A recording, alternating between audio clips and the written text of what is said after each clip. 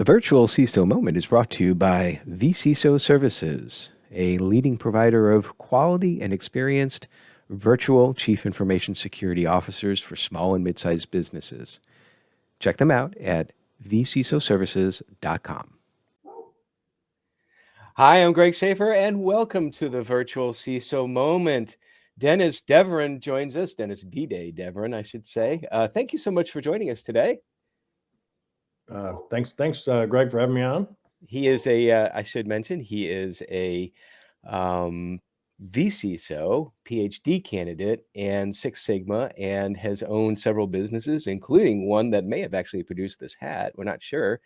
And a Desert Storm veteran, was in the Air Force for quite some time. So appreciate you joining. So we'd like to start off by going through your cyber journey. How did you get to being a virtual CISO? Obviously, there's not a direct path from being involved with the military and aircraft. I know that because that was my path. I was a crew chief for C-130. So tell me how you started and how you ended up as a virtual CISO here.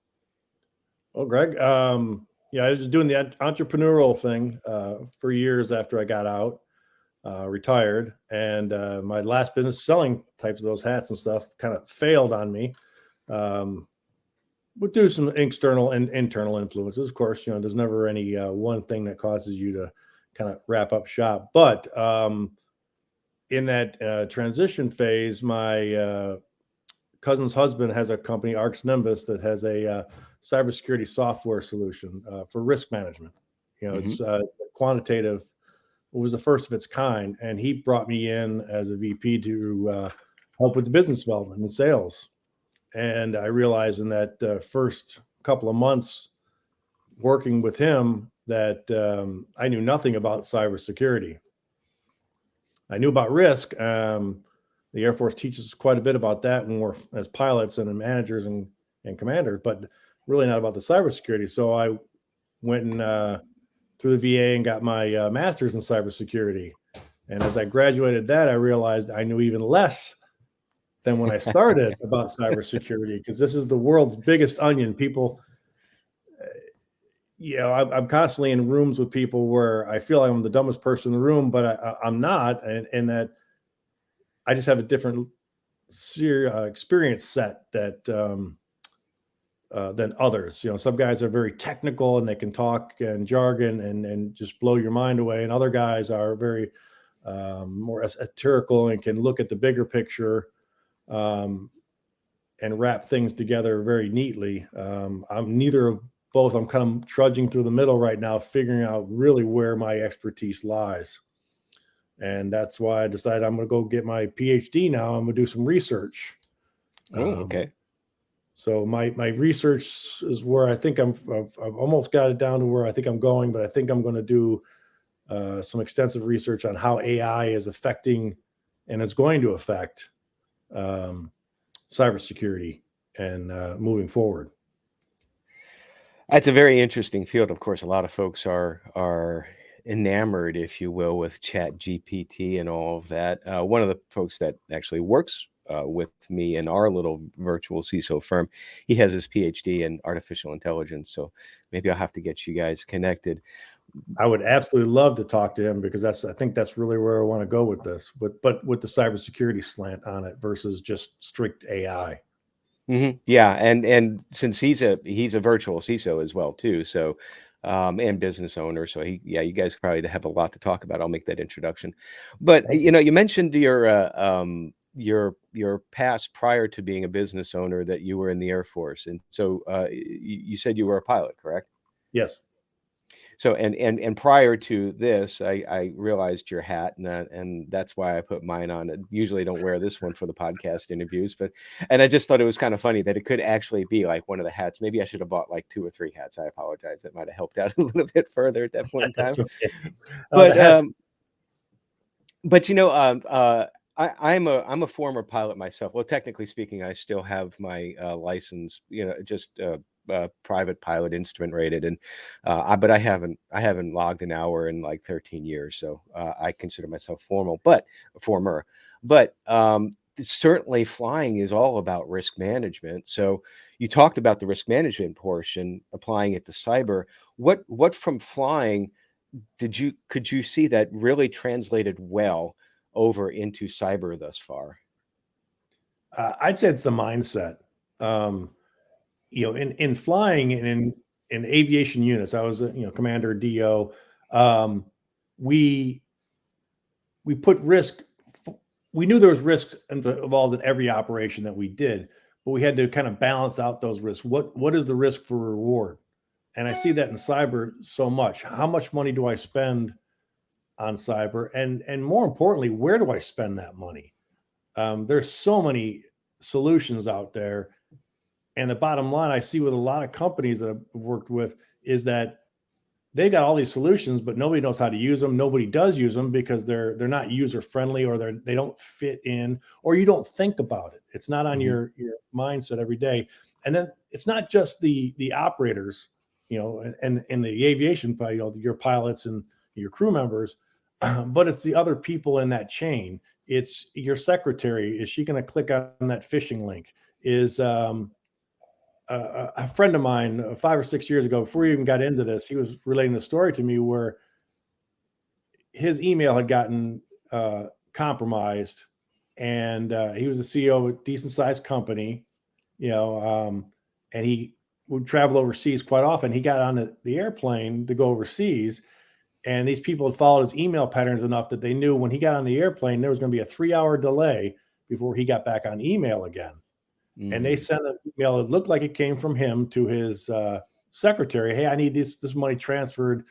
Three chunks of, they weren't huge amounts. They were like 40, 35 grand, that looked like normal transactions. And it got delayed enough to when he got airborne, he finally got on. He was able to stop two of them.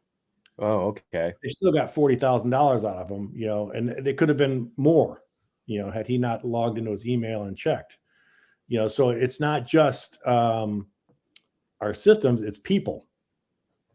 Well, and of course, with flying, as I remember from my early days of learning that it's not one thing usually that causes an airplane to crash. That's usually the last in a chain of things, and I always like to equate that with cyber. It's usually not like the one thing that happens. There's like a chain of cascading failure. So you have somebody that clicks on a phishing link, for example.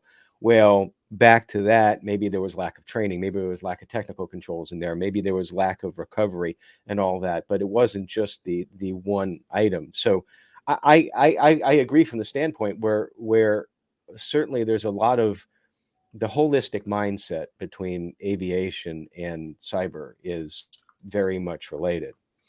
But you're now a practicing virtual CISO. How has that gone for you? It's different. My role has been, at least because I just finished my master's last April and got basically employed in June. Um, and it's been more of a consulting role so far. I'm still working on a bunch of certifications.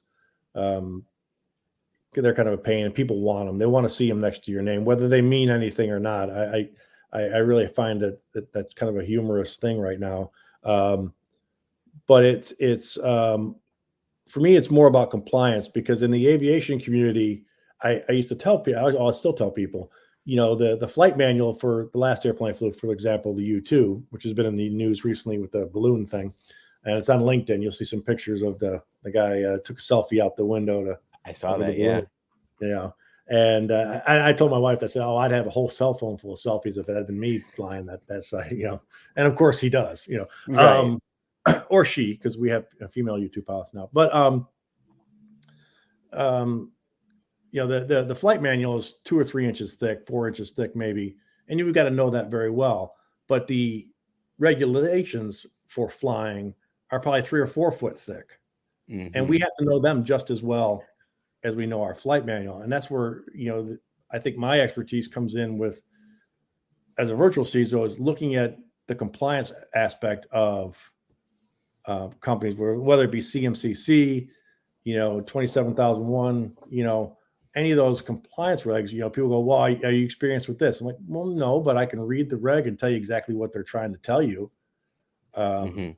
which is not an easy task. People, I don't know how many times in my career on the FlightWise, we would have discussions and somebody would go, well, it says this. I'm like, no, that's what you think it says. You have to read the entire thing and the scope of it and look at what are they trying to tell you. What they're really telling you is you can do X, Y, and Z and not Q. Don't do Q, you know. And it's just interesting because the from what I've seen on all the government stuff, especially the DoD, the DFARS, the CMCC stuff, it is written more in the Air Force mentality of flight regulations, which is you are allowed to do X. This is what we want. And it's funny, I flew with the Navy for 3 years, and their regulations and their attitude of flying is, well, if it doesn't say I can't do it, then I'm allowed to do it. Okay. The Air Force mentality is, and what is more prevalent in the U.S. government regulatory guidance is, here's what I can do.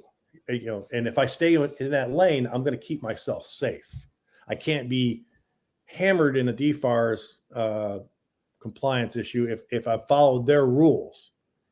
So I kind of see that I'm extrapolating that into like the firewall land, where you have like a rule set, you have explicit allows for this, and then an explicit deny at the bottom. Whereas and that would be the Air Force model, if I understand correctly what you're saying. Yes. And then the Navy model might be like, well, okay, you an explicit deny for these little things, and then at the bottom an explicit allow all, something like that. It almost sounds like that's that. And it's interesting if you understand the culture of each service. We operate a lot differently. The Air Force operates from fixed wings. You know, we're more. We have like our own servers. If we were doing it in an IT thing, we would own our own servers. We'd own our own facilities, everything else like that. Where the Navy is out there operating around the world, so they're on more of a shared system. You know, obviously the water would be the ocean would be a shared system. They have to manage that with other users more so than say the Air Force would. So I get that mindset. It's a different. It's kind of being cloud-based and then being maybe self-contained based security systems. Each one is important. And each one has a set of rules, but they're going to operate differently, obviously. I never thought about that comparison. I like that. I like that a lot. And I'm probably going to use that. So I'll pay you like $5 for each time. There you go. I'll take that. So what types of organizations do you currently like work with? Do you work with small businesses, large businesses? Small businesses. It's mostly small businesses that are trying to get themselves CMMC 2.0 compliant. And there's just, if you look at what's being read, especially on LinkedIn, if you just go through the machinations, it seems like almost on a daily basis. Oh, no, we haven't had it approved yet. It's like, well, and the pragmatic people are saying, look, yeah, it's not approved yet, and it's not really truly implemented, but you better be ahead of the game because it's going to take you a year and a half to truly be compliant. Exactly. So if you want to wait till the DoD finally says, yep, and by the way, it starts tomorrow, because that's how they'll do it. You know, that's how they'll do it. And you can't turn on a program like that. It takes a lot, depending upon where you're starting from. But a lot of small businesses, they're almost starting from as close to scratch as you can. They might have a basic policy. Part of that also is going to be, if you look at the rules, a lot of the stuff is in the past, like, oh, we're working on it, we're fixing it. And they're going to start looking at that and going, not good enough. It's got to be fixed. It's either yes or no. There is no, oh, we're working on it, we'll get there. Depending on the nature of it, a lot of it is going to be yes or no, one or zero. It's going to be a binary approach at first. I think they'll back off that a little bit and give some waivers. But initially, you're going to see a lot of crying from a lot of people because they're going to be like shut off. So, what would you think is a significant information security threat to the folks you're working with, the businesses? Is it that they perhaps haven't? I don't know if I want to word it this way, but I will anyway. That they haven't taken information security serious enough, and that when it really comes time for this compliance, that they're just not going to be ready? I don't think they've properly identified what is considered, protected information. Mm-hmm. I think that's going to be the biggest thing, is they're going to find, and you're going to see, I've already seen it on a few posts recently, well, do you think this is protected information? Well, yeah, it's because the government says so. So it's kind of going to come down to if a government entity says, well, yeah, that's protected information. You could be selling coffee to the government, but if they decide some part of this information is protected, then you have to protect it. So even a non-technical company is going to find themselves possibly running. I don't think it's going to get ugly. I think that those will get resolved fairly quickly. Well, quickly in the government sense, which is 6 months to a year. Decades. Yeah. Right. Or if you're dealing with the VA like I am, it could be several years or 6 years. Right. Right. You just got to play the long game with them, but unfortunately, if this is your business, and if you're a prime, I don't want to say prime, if you're a primary income is derived from contracts with the government, this could be painful. Mm-hmm. Well, and it's an interesting take on it, because I would submit that one of the struggles that not just small businesses, but all businesses have, revolves around information classification and handling. You have to know what your assets are, where your confidential assets are, and then you have to know how they're flowing, and you have to know how to protect them, how to handle them. That's hard enough in itself. But if you can't even define what, say, needs to be protected, that you're waiting on the government might, as you said, might say that how you procure coffee or something along those lines, that might be protected information, which has to have a different level of protection around it than say a web page. That, I would imagine, for small businesses in particular, could get to be very confusing at the very least. Oh, absolutely. And part of this too is I think a lot of one of the big problems with a small business. I'm working with my church right now to do a cybersecurity. They're growing and they're getting bigger and bigger, and is the access control part. They don't even know who has access. Right. And a lot of times, because it's just easier just to provide ubiquitous access to somebody, and you're not realizing that and then you're violating these privileges. Documentation. There's no documentation that they gave them access. So my suggestion on these companies is take your 20 people that you absolutely know have to have access, allow them access, shut everybody else off, and make them come to you to get it turned back on again. And that way, now you have a good list of who has access and who doesn't, and you know that you've eliminated all those shadow accounts or those accounts that were created quickly to give somebody access for a quick project, and you forgot about them because the IT guy has 20 million other things on his plate. So that thing is still open, and somebody else goes, oh, hey, how are they doing business wise? Oh, look at that. I can get in there. Hey, they didn't protect this. That stuff can happen. And that's really not that difficult to do, so long as you have the mindset of like, okay, we're going to shut it off at this particular time. We're going to shut it off. Now watch. And you're going to have 95% of your issues that day. And just watch, and okay. And let the folks know beforehand too, that it could be kind of generic, that we're doing system maintenance. If you notice anything, please let us know. I don't know if sometimes you might want to say, well, we're going to cut off your access, and then you have to come to us. Right. We're just doing system maintenance. Yeah. And then by the end of the day, and certainly by the end of like 2 weeks, if you take into account folks being on vacation, you should have gotten just about all of them. And if somebody hasn't logged into that system in 2, 3, 4 weeks, do they really need access? Or is it something that you could provision maybe on a one-off? If it's something that a person needs to go in every quarter, say once, well, maybe it would be more secure if you just say, well, when you need access, let us know. We'll provision you access for 24 hours and then take it away. I mean, Absolutely. So I think that's a very, very good way to approach that. And that goes back into your policies and procedures. Right. And I guess it probably goes without saying, don't go on the internet and just grab some templates and slap your business name on it. You have to actually, first of all, read them. Second of all, follow them. Understand them in the middle of that in order to follow them.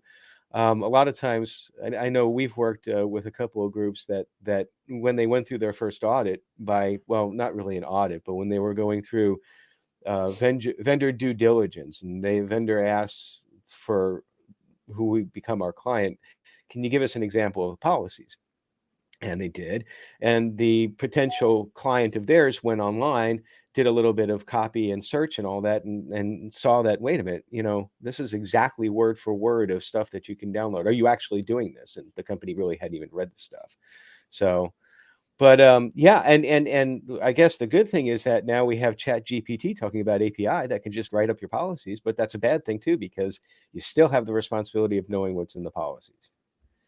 So, well, there's a lot of stress involved in cyber, and you touched on part of it, which I found interesting too. Again, I just always love the flying to cyber analogies, but the understanding of the regulations, which is a huge lift. Understanding the technology, which for you probably was the harder thing to overcome. And then all of this stuff is constantly changing. As you said before, you got the government who will change things on the fly sometimes, and you're kind of left. This can be somewhat stressful. What's one thing that you do to help decompress from the stresses of cyber? I'm a trained chef, so I like to cook. I like to eat. And so, for me, cooking dinner every day or making something is kind of my relaxing, because it's unless it's baking, you can pretty much, I don't have this, but I can substitute this, or I can throw that in, or I wonder how this would taste. And most of the time, my wife and kid, they enjoy it. Most of the time. Most Sometimes of the time. What's your sometimes the favorite? dogs get a little extra, and they enjoy it. So I still have an audience. So what's your favorite thing to make, and what's your favorite thing to eat? I guess, is it the same thing? I enjoy seafood. I wish I lived closer to the coast. That's my 3-year plan now, is to get a beach house so that we can spend a lot more time on the coast. All this stuff. My wife can retire in 10 years with her pension, and by then we want to be well established, and so we can just do the local seafood market somewhere on the North Carolina coast, and just live the dream. So you kind of already answered the last question I was going to ask about what your future plans are. So going to do the vCISOing thing for several years, and then say 10 years down the road, retire and get a beach house in North Carolina? Well, I'm going to start a doctoral program this summer, like we talked about earlier. Right. And I think I'm going to focus on the AI aspect of security, and where that's going to take us. I'll need some refinement of my thesis or doctoral dissertation here in the next year or so, but I think that's kind of where I want to go with that. And then, but yeah, I eventually would like to teach. I've always enjoyed teaching as an instructor in the military. I truly enjoyed it when you're teaching flight instruction and that light bulb goes on in the cockpit in front of you. It's very rewarding. Sometimes very frustrating when the light bulb never comes on. And you need to have it come on eventually to be a pilot. It's otherwise true. you're going to have some issues. Because when you teach, you have to learn it to such deeper level. When I first became instructor, I was like, I'm good at this, but how do I tell somebody how do I translate what goes on in my brain to somebody else that can, what was a light bulb moment for me, sort of, that I remember from, and again, I'm not equating my flying training with what you guys did, but there are a lot of similarities, at least on a smaller scale. The concept of energy management. It's like I didn't get that until it just kind of clicked, and I'm like, oh, and it makes flying it's a lot more sophisticated, I think, in that you truly understand what the plane can and cannot do, and then you take advantage of it, instead of always like applying power or not applying power or what have you. So I think that was my like me with 7,000 hours of flight time. The whole power. When you're a young pilot, you think power makes you go faster, and and that pitch makes you go higher, and it's really truly doesn't work that way. Your pitch controls your speed, and your power controls your altitude. And it's hard to justify once you break that in your mind. It's kind of like cybersecurity, and people talk about cybersecurity, and they talk about all this stuff, and they go, and the whole time we're talking, and we got this sitting next to us, and it's listening. Yeah, I know. And I have people all the time going, yeah, and this was years ago when I was in e-commerce. I used to tell people this is the biggest spy device in the world. They're like, oh, I said, look, you go overseas, the telecom companies are owned by these companies, and they can open it up at any time in the Right. countries. And Um, and I know that as soon as we get off of this, I'm gonna get on Facebook. I'm gonna see ads for flying related stuff, yeah. veterans hats, and maybe some chef stuff. I don't know. And I don't know how many That's people I converted with that because they go, oh, well, you're paranoid. I said, look, I said, let's talk about something you would never talk about in front of your phone for 10 minutes. And I'll guarantee you within 3 hours, you'll be served an ad. And yeah. usually within a half an hour, they'd call me up, dude. It is I'm so telling you. true, and it's like, and unfortunately or fortunately, it's like, um, I'm one of those that understands that, and I've done a risk analysis, and I tolerate that risk. Now, there's going to come a day. I always say that my dream, if someone would ask me, it's like, my future plans is that I would like to one day get rid of this, get off the grid, But I can't do that right now, obviously, as a virtual CISO. So I mean, I did all get right. off Facebook 8 months ago. So I'm still on Facebook, but I purged a lot. That's a whole nother story. It's like, I mean, yeah. social media is just Yes. evil, but I won't go down that path. I have one final question because it actually tripped me up in the beginning of this because I have like a cadence to go through, and I always like read the name and go through like and then introduce and say thank you for joining, but your nickname D-Day, even though I saw it before, it stopped me for a moment there, and I have to ask, why D-Day? Everybody gets a call sign, nickname, whatever in the military. And mine basically had boiled down to I was at a long story short, I pulled up to a squadron picnic in my Harley in Germany, and the parking lot was about 30 feet lower than the pavilion area where the picnic was going on. As I pulled up the bottom, there were a couple of pilots standing at the top of the stairwell there, stair area. And as I pulled up there, they started giving me this revving sound, kind of give me the hand sign, like rev it up. So I'm down there just revving it up, like, yeah, they're giving me thumbs up. Well, unfortunately, the group commander was up there giving his speech. I couldn't see that. Of course not. And they're cracking up down there. Oh, they're having a blast because they're doing it, So Well, that's how I ended up with, out of D-Day, because well, probably what my image was when I saw D-Day, right?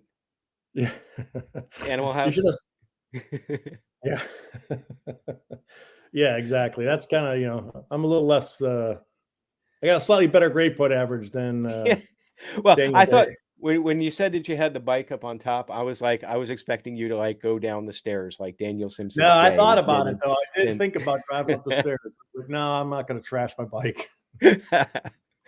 Well, listen, Dennis, it was an absolute pleasure talking. I thoroughly enjoyed it, and I appreciate you taking your time out of your busy day to chat a little bit about everything vCISO and military and flying and all that sort of stuff. It was a great conversation. Thank you. Thanks, Greg. I enjoyed it. Hope somebody got a little nugget out of anything I passed along. And Well, I certainly did. I have to rethink about energy management again. It's been a long time since I thought about that. So, but absolutely. anyway, appreciate it, and everybody, stay secure. Good night.